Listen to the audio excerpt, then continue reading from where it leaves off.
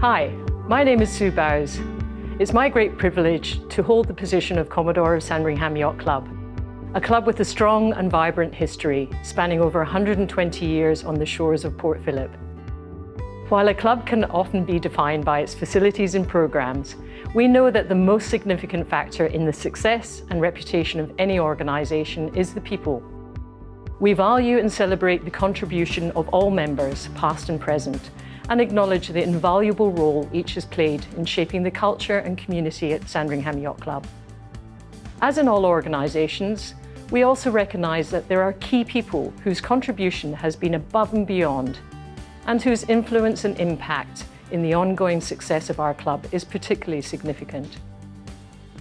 In this series of video interviews, we share the stories of some of those people, those who have taken on the voluntary, formal leadership role of Commodore, and those whose long-standing and selfless service to the club has been recognised through the award of life membership.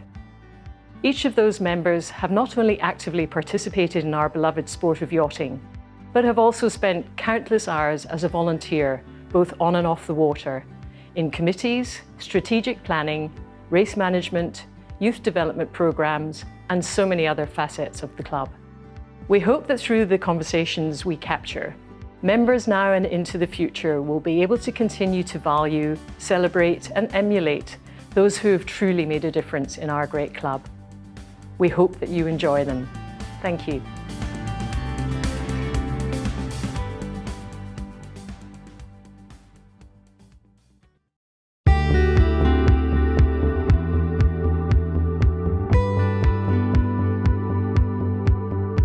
Hello, my name is Sue Bowes, and I have the great honour of being Commodore of Sandringham Yacht Club.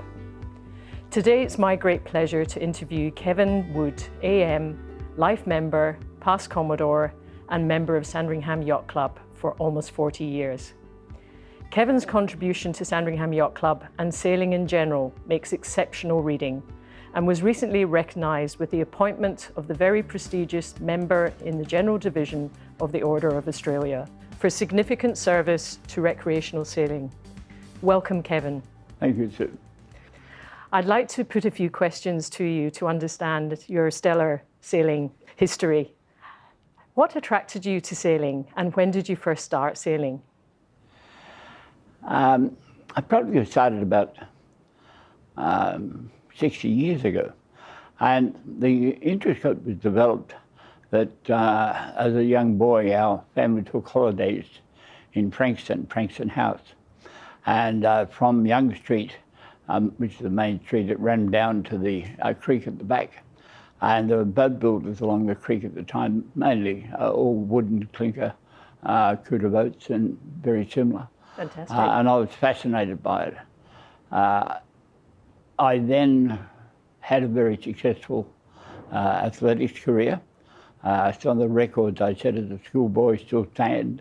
I trained with the Olympic squad, and I was coached by Dean Cromwell out of America at University of Southern California.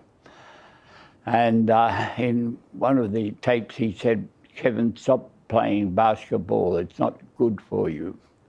Little did I know that the following week playing basketball I'd cop an injury, and they couldn't do anything about it. So that was the end of my athletics career, and I then turned to sailing and built a GP14 and raced that, saw I could improve upon it. I built another one and won the Victorian Championships in that. I sold the boat, but that same boat then subsequently won the Australian Championships. So that got me hooked. From there, I living in Singapore in the 70s, and joined the Changi Yacht Club and the Yacht Squadron also down there. And it was a recreation that I bought a keel boat up there and bought a couple of other boats. All of a sudden very involved in sailing. So I think it'd be fair to say sailing was the winner at the end of the day when you ended your career as a basketball player and took up sailing. Absolutely. Fantastic. It was more an athletics career than a basketball. Basketball was something to keep fit during the winter months. Fantastic. Yeah. So from my research, I know Sandringham Yacht Club was not your first club. You've been a member of Chelsea Yacht Club, as you mentioned, Changi Keelboat Squadron, Royal Brighton Yacht Club. What actually brought you to Sandringham Yacht Club? Well, coming back from Singapore, I sold the keelboat that I had, but brought back a 505 dinghy. And they were raced at the time at Brighton. They had a small fleet. And so I joined there, and Michael, my older son, was also keen on sailing. So I said to him, well, you can sail the 505, and I'll crew for Alex Millage on an Etchell. And they were just becoming class at that time, and Brighton was about the only club on the bay. Etchells. And was meeting up with Lou Abrahams in the bar one night after racing, and we were chatting away, and Lou was inquiring about what I'd done and whatever. We were just two guys talking together, and he said, "You seem to like competition." I said, "Absolutely." He said, "Well, your best competition is going to be at Sandringham, and off the record, I'm resigning from Brighton to also go to Sandringham. How about coming?" I said, "Yes, I'm on." And so that brought me from Brighton to Sandringham. Yeah. Certainly our great fortune to have greats like yourself and also Lou Abraham coming to Sandringham Yacht Club. So what was Sandringham like when you first joined in 1984, and what are the most significant changes that you see? Sandringham had a total emphasis on yacht racing. Cruising was even frowned upon in some ways, particularly with any powerboats. And it was a camaraderie, because we had numerous destination races.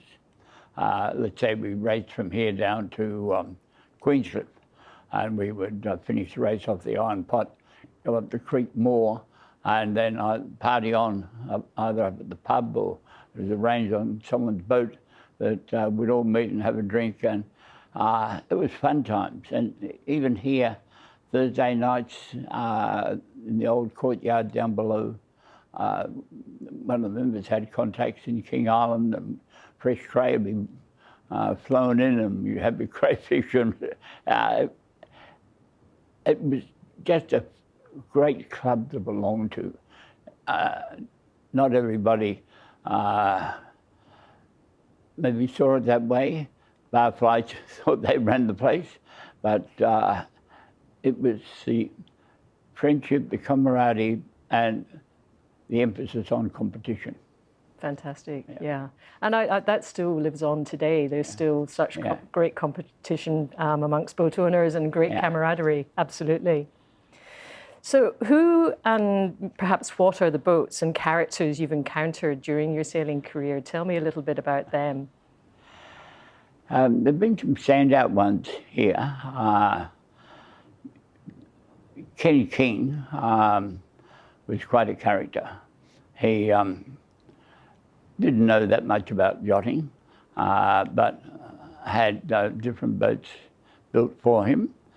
He was very much a ladies' man, and some of the boats would maybe leave here, but with no intent of getting to the destination. They seemed to stop somewhere along the way. Best kept secrets, he was Kevin. flamboyant. He'd come down here Saturday. He'd organise lunches, functions, balls. On one occasion, and I think maybe even Commodore, he put forward this proposal that we had the club chaplain who had appointed up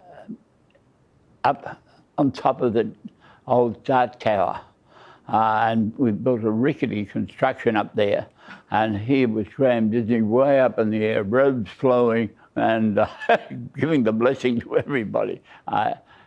He was an absolute character, and unfortunately he had bowel cancer and he wasn't going to live, and took his own life. But that's quite an interesting story on itself. Then there's another guy, Graham Coots. and he had a Cooper, a large, I think it was a Swanson from memory, about a 38-footer. Which in those days was a large vessel. Yeah, Yes. and yeah. He would come into a room, he'd laugh, he'd tell jokes, he was a big character. He would just bring something to the room that had everybody happy. And that more recently, you've got the likes of Richard Ford. Yes. He's great. Get him out on the water, and he's crewed for me, and he has you in fits of laughter on doing a delivery trip, and yet he's an extremely intelligent guy. And then Don Shields. Don Shields has been around the yacht club here and at Chelsea over many years. Yes. We've had great times, again, particularly on the destination races we used to have. And then bringing the boat back here. When we won the Pittwater Coffs Harbour race, he was on the crew. And I'm surprised we haven't finished the race, let alone winning it. He was cracking jokes the whole time. The whole way through. But he knew sailing. Yes. And there's just some that stand out. There are other individuals that didn't really participate in the club, but they had hijinks that were unbelievable, and I had some quite interesting times keeping them out of trouble at various events, but it was all good fun. It's great to have such characters connected to the club, and they really do. Their memory lives on, absolutely. Fantastic. What are the highlights for you, both on and off the water? The opportunity to sail with a great group of guys, to work together as a team, and those guys stayed with me from yacht to yacht over the years. They were the younger members in the main, that I gave the opportunity to sail on my boats, and they knew what they were doing. They put in, they worked hard. They were all committed to winning, and it was, to me, on the water, that was a big thing. We were a team, and Hamilton Island on one occasion, on the presentation night, we'd come second overall by half a point, being second to Quest at the time, which was been our nemesis up there and around a bit on Sydney Harbour for a while. And we were entering into the convention centre at Hamilton Island, and the guys grabbed me, and an op shop, they'd got hold of a bridal outfit of some sort, and here am I dressed up with a veil and a flowers on my head and a little dress and everything else, and everyone just laughed. The shenanigans. They were the sort of guys that were there, and the thing is, of them, the great majority are still members of our club, are still sailing. And I put that down to the fact that you gave them opportunity when they were young. Yes. And you nurtured them, you helped them, you went to their weddings and all sorts of things. It's almost like being part of the family, isn't it? Yes. Yes. And that sums it up. To me, it was a team. So, yes, winning also had its attraction.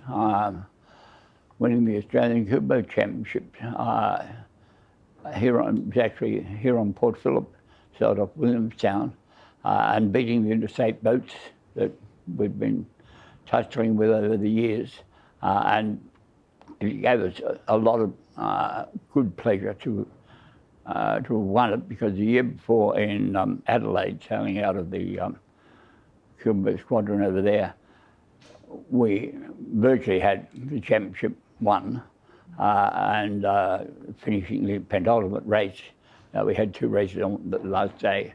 The steering strop broke, and we just didn't have enough time to get it all properly repaired, and we were using rope and the rope slipped under the pressure and was too dangerous, and we had to withdraw. So we, once again, we became second. We became a bridesmaid. But off the water, the various awards, recognition, that I think the most significant is when, without any knowledge of it at all, I've received a AM in the Order of Australia for my commitment to recreational sailing. Yes. The citation then goes on to add also hospitality and philanthropy, but the main thrust of the award was Sailing. commitment to sailing. Yeah. And they don't hand them out lightly, and I think it's not only an award that I won, but reflects the values of the club.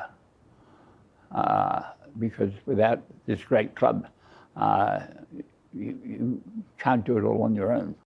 Kevin, awards are certainly very, very important, but what are some of the standout things that you feel were part of your contribution to Sandringham Yacht Club?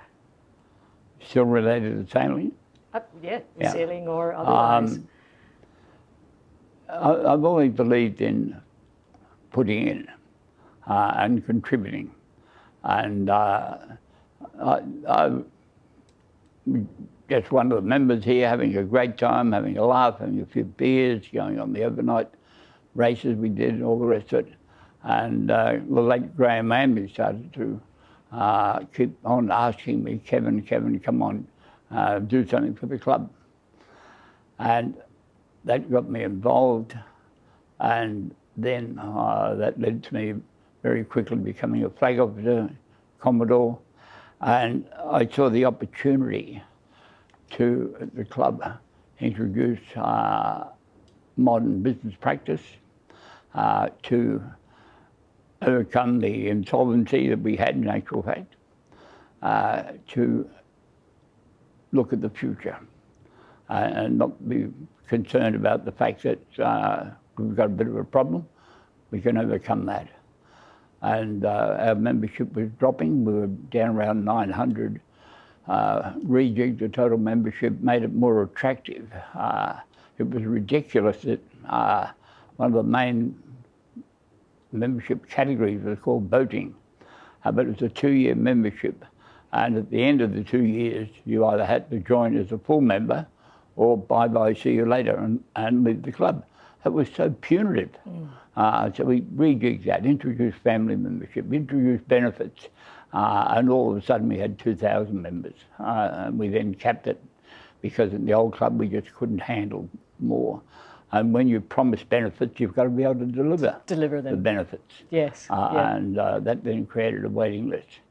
So that vision resulted in the clubhouse that we're in today, the yard being concreted, prior to that was a mud heap, the travel lift that came into being, the cranes, and the final thing that I was able to achieve was acquiring the sailing business that operated out of here, and we bought that for $45,000, and that was the start of the Boating Academy. And on that note, I stepped down as Commodore after 3 years. And outside of Sandringham Yacht Club, I then became delegate to ISAF. Jeff Kennett, the then Premier, with the Sale Melbourne, they were in a mess. He asked me if I'd put in 2 or 3 days a week, which finished up being 7 days a week, and turning that around and still acclaimed as one of the best world championships ever held.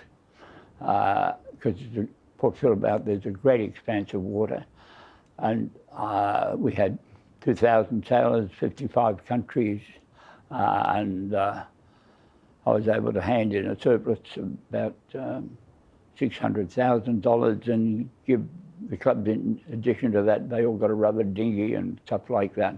And then I went on to become chairman for the next 10 years of, 8 years of Sail Melbourne. There's all related activities. And what great highlights sailing, of a lifetime of sailing. Unfortunately, the World Organisation doesn't have its right focus, and they play politics to an extreme. And so it was ISAF, which is now World Sailing, and I put up with it for 8 years and then said, not for me, because I couldn't achieve anything. You couldn't break the clicks. The mindset and just a wastage of money and everything else was, and it's now reflected in the fact that World Sailing today is struggling. Yeah. Well, I think from Sandringham Yacht Club's perspective, your vision and your leadership certainly has taken the club to where it is today. And Kevin, on behalf of all the members, thank you for your contribution. Absolutely, it's been a great honour to chat with you today, and thank you very much. Well, so thank you for those kind remarks. I don't seek reward in anything I do. I put in, I contribute, and then step aside and leave it to those that follow, because we all have our different approaches. But overall, there is that today foundation that we're building on and continuing to grow the club. And congratulations to you and your other flag officers, members of General Committee, on what you're doing on behalf of the members in maintaining the standards and the growth of Sandringham Yacht Club. It's been a pleasure. Thank you, Kevin.